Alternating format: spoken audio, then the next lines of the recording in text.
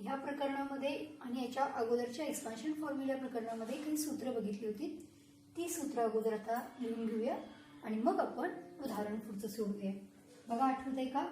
आपण a plus B bracket cube याचं सुद्धा सूत्र एक्सपान्शन फॉर्म्युला प्रकरणामध्ये बघितले. काय सूत्र होतं? a cube plus 3a² b plus 3ab² plus b cube. तसंच a मायनस बी ब्रॅकेट क्यूबचं सुद्धा सूत्र बघितलेलं. a minus B bracket cube is equal to a cube minus 3a² plus 3ab² minus b cube. आणखी ह्या प्रकरणामध्ये आपण आणखीन दोन सूत्र बघितली. कोणती? a cube plus b cube is equal to, in first bracket, a plus b and in second bracket a square minus ab plus b square. तसंच a क्यूब मायनस b क्यूबचं सूत्र बघितलं. काय होतं ते सूत्र सुद्धा? a minus b into second bracket a square plus ab plus b square. आता आपल्याला गणित आहे सिम्प्लिफाय. आता हे गणित सोडवण्यासाठी आपण हे गणित दोन वेगवेगळ्या पद्धतीने सोडवू शकतोय. आपण मागच्या प्रकरणामधलं एक्सपान्शन फॉर्म्युलेचं सूत्र वापरून सुद्धा करू शकतोय आणि फॅक्टरायझेशनचं हे सूत्र इथं वापरून सुद्धा सोडवू शकतोय. बघा, a cube minus b cube. a म्हणजे 2x प्लस 3y, b म्हणजे 2x मायनस 3y. त्यामुळं ह्या सूत्राचा वापर करून सुद्धा सोडवता येईल आणि ह्या एक्सपान्शन फॉर्म्युलेचा वापर करून सुद्धा आपण सोडवू शकतो. आपण दोन्ही पद्धतीने एक गणित सोडून बघूया हे. आता आपण सगळ्यात पहिल्यांदा ह्या कंसाचा क्यूब आहे आणि ह्या कंसाचा सुद्धा घन आहे. त्यामुळे आपण ही वरची दोन सूत्र जी आहेत ह्या सूत्रांचा वापर करून कसं सोडवायचं आहे बघूया. त्यासाठी आपण सर्वात प्रथम काय करायचं? 2x plus 3y bracket cube म्हणजे हे पहिलं सूत्र वापरूया आपण. बघा, 2x plus 3y bracket cube. घन कसा करणार? a म्हणजे 2x, b म्हणजे 3y.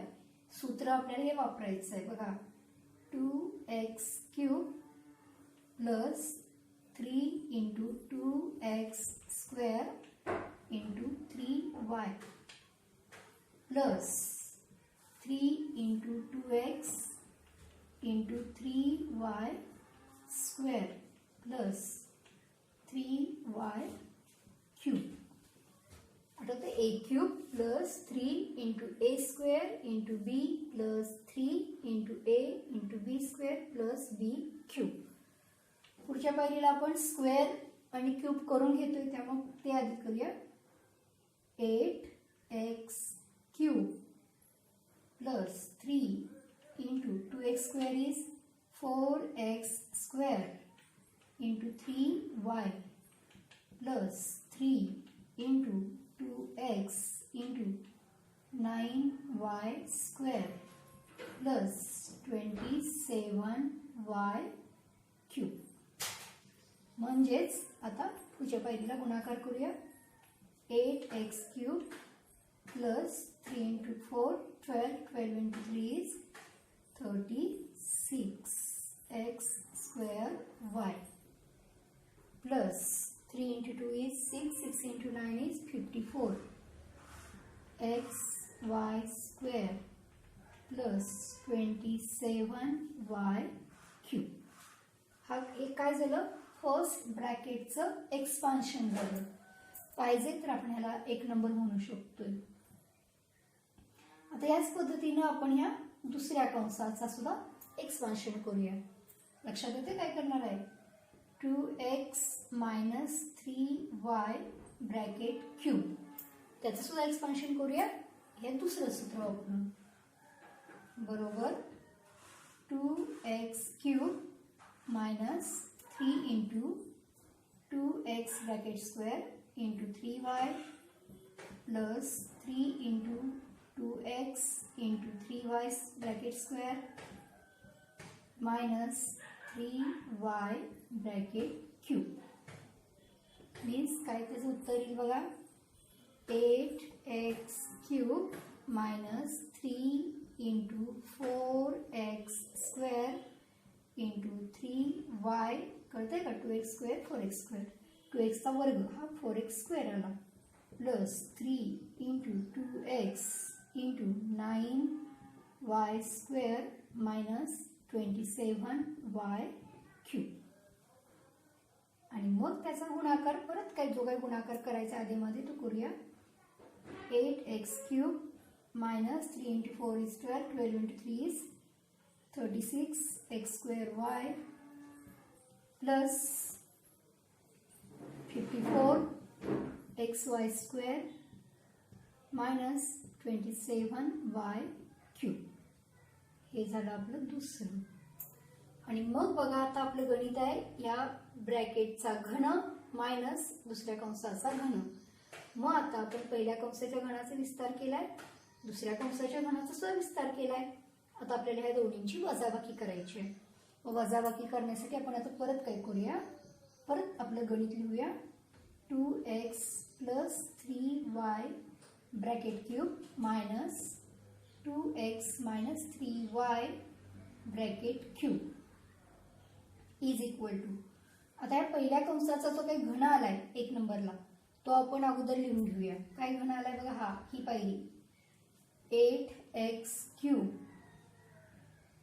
Plus 36x square y plus 54xy square plus 27y cube आता त्यामधनं मायनस करायचे काय ह्या दुसऱ्या कंसाचा वर्ग आला इथं 2 नंबरला इक्वेशन 2 मध्ये तो विस्तार जो आला एक्सपान्शन ते आपण याच्या खाली लिहूया लिहिताना सिमिलर टर्म्स एकाकडे एक लिहायचे त्यामुळे 8x cube minus 36x square y plus 54xy square minus 27y cube